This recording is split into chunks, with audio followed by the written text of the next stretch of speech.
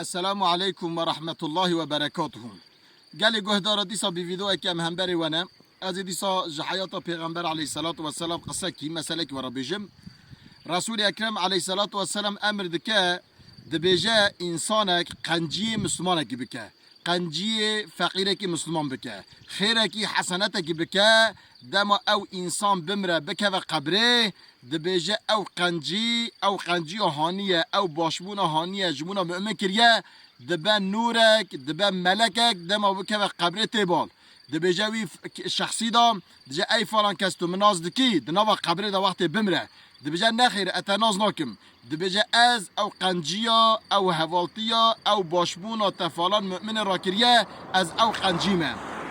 بري قالي قهدارا او حديثة پیغمبر عليه الصلاة والسلام گرم قنجي هف بكن گرم احسان هف بكن خاصة او عصري فقير زعفونا مظلوم زعفونا ام گرم مال خو جان خو ريا فقير و فقراء دا فدا بكن كي روجا قيامته پیشی اول قیامتی د قبره دا ببن نور ببن ملک وری پیشی ما د سؤال منکر و نکر دا یاردم ما بکه د حشره دا د میزان دا د صراط دا یاردم ما بکه آریکاریا ما بکه مخلاص بکه ببه جنتی قنجی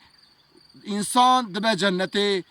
انسان قنجی کار به حوال پیغمبر علیه السلام